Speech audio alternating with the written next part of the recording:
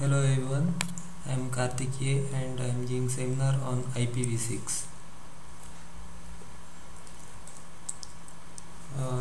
The IETF began looking at the problem of expanding the IP address space in 1991 and several alternatives were proposed. Since the IP address is carried in the header of every IP packet, increasing the size of the address dictates a change in the packet header.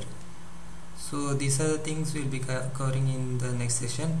Introduction to IPv6, comparison of IPv4 and IPv6, current issues in IPv4, IPv6 solution for IPv4 issues, new issues of this protocol, and finally the conclusion. So let us start with the introduction to IPv6. Why IPv6 is needed? These are the features that led to the IPv6.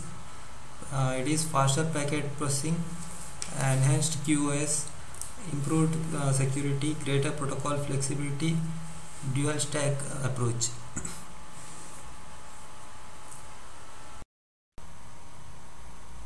The use of subnetting and CIDR strategies have helped to slow down the process of running out of IP address.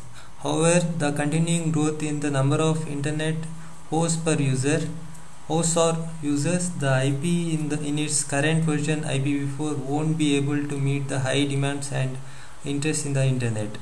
To remedy this weakness, IETF defined a new version for IP with other additional advantages over IPv4. This new version is called as IPv6. Now let us come to IPv6 header part. IPv6 header plays a major role in defining IPv6. It has 40 octets and 8 fields. First field is the version that defines the header. Then it's class field from 4 bytes to 12. It defines the different classes the IP packet has. Next is the flow label. It is from 12 to 31. Next is the payload length of the payload contained in the packet. Next is the next header field, and next is the off limit.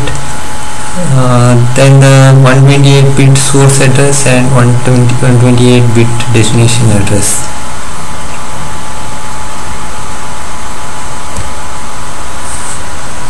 These are the difference between IPv4 header and IPv6 header. Here, whereas in IPv4 it is 20 octets plus 13 fields and 3 flag bits. Whereas in IPv6 it is 40 octets and 8 fields. Here the grey shaded fields are the difference in the IPv4 and IPv6.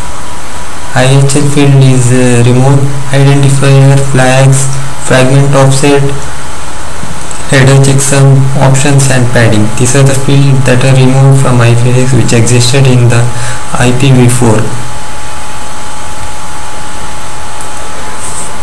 Next we come to IPv6 addressing.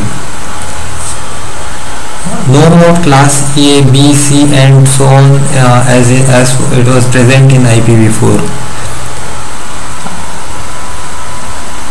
IPv6 defines 3 types of addressing: unicast, anycast and multicast.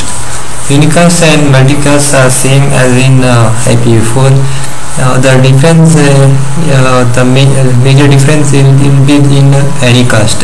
Anycast is similar to multicast in that destination is in a group of address, but instead of delivering the package to each of them, it tries to deliver to just one of them.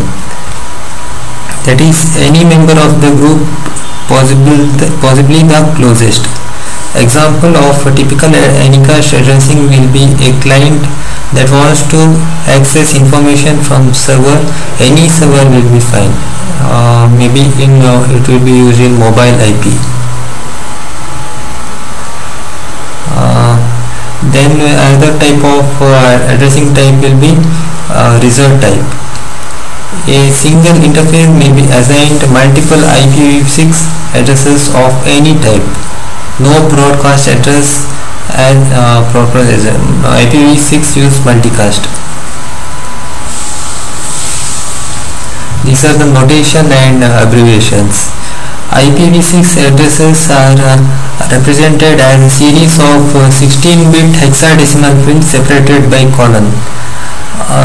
The A, B, C, D, E, F in hexadecimal are case insensitive. That is, we can either write it in caps or small, doesn't matter. In order to shorten the writing of IPv6 address, a few tricks are available. The leading zeros in a field are optional, so that for example 00740 is equal to 74 and 0000 is equal to 0. Successive field of zeros are represented as double colons, but only once in an address. An address parser is able to identify the number of missing zeros by putting the two parts apart, filling 0 until the 128 bits is complete. But if we are placed in an address, then there is no way to identify the size of each block of zeros, so that double colon is possible in a valid IPv6 address. The use of the double colon technique makes many address very small. For example, FDEC colon 0 colon 0 colon 0 colon 0 colon 0 colon 1 becomes FTEC double colon 1. The unspecified address is written as double colon since it contains all zeros. Next, IPv6 addressing for IPv4.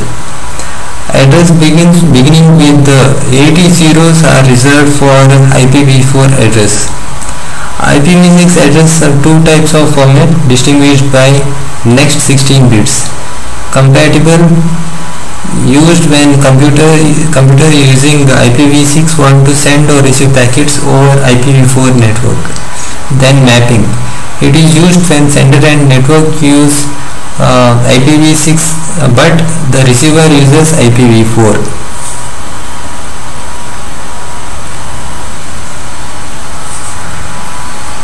IPv6 over IPv4 tunnels.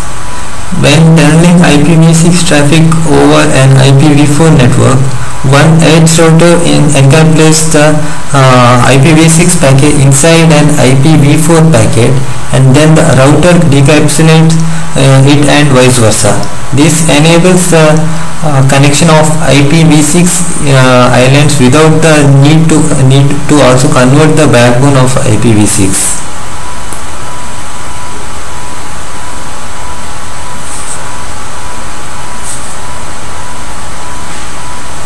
Next is dual stack approach and DNS. This figure shows that graphical representation of a typical situation for dual stack hosts with applications supporting both protocols.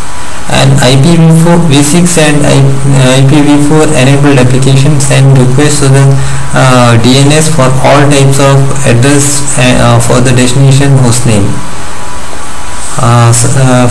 For example, www.google.com.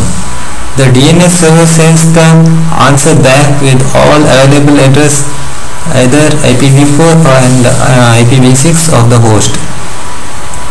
The application chooses one of the other.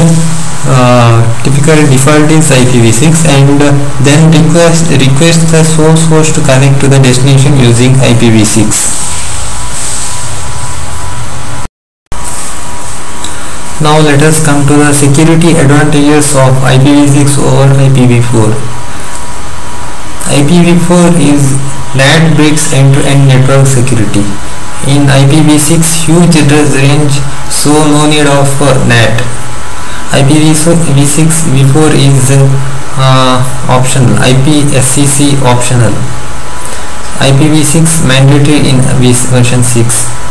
IPv4 security extension header ESP or backported. IPv6 built-in security extension header.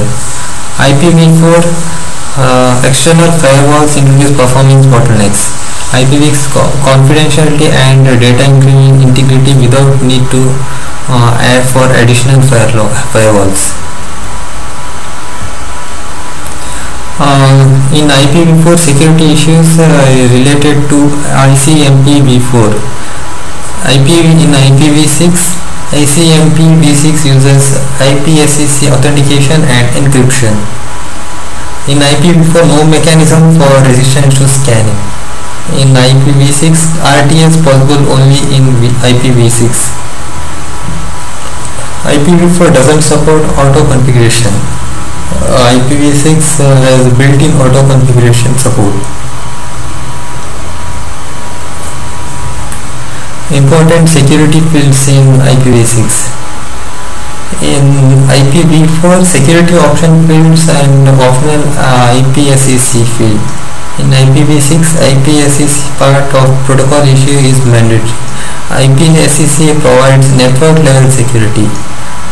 Uses of IPSEC are that is authentication header, and ESP encapsulation security protocol payload header.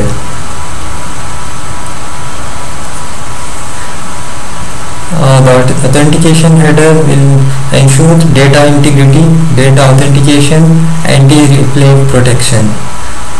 These are the fields in the authentication header, which has 6 fields: next header, header extension length, the reserved, security parameter index, sequence number, and authentication data.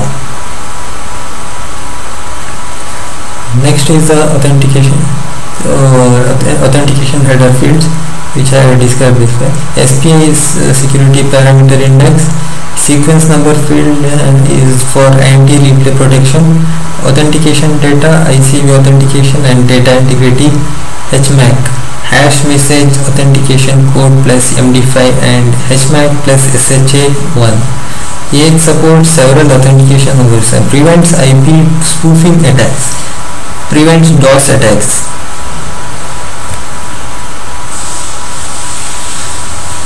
Next is encapsulating security payload, which is called as ESP. The advanced features are data confidentiality, data integrity, data authentication, anti-replay protection, authentication applied only to data being encrypted, optional services, select at least one.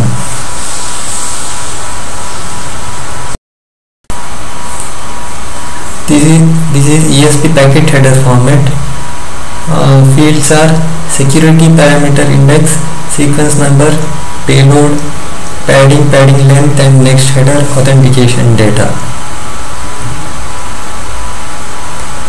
SPI security parameter index, sequence number field for anti-replay protection. ESP header with the confidentiality service prevents sniffing, for example TCP dump and wing dump. ESP gives symmetric key algorithm like TES, 3DES, AES. Some of the issues with IPv6 are IPSEC relies on PKI which is not fully standardized. Scanning is possible if poorly designed. No protection against all denial of service attacks. Denial of service attacks is difficult to prevent in most cases. No many firewalls in markets with IPv6 capable.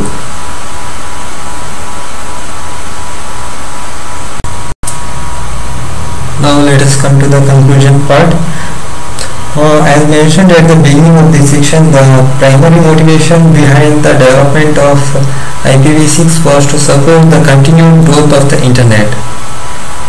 Once the IP header had to be changed for the sake of the address, however, the door was open for a wide variety of other changes, two of which we have just described: auto configuration and source directed routing.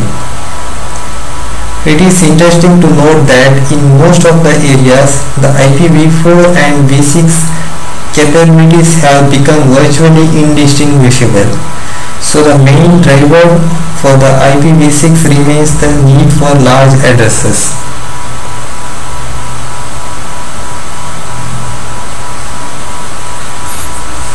These are the references I included to cover this topic.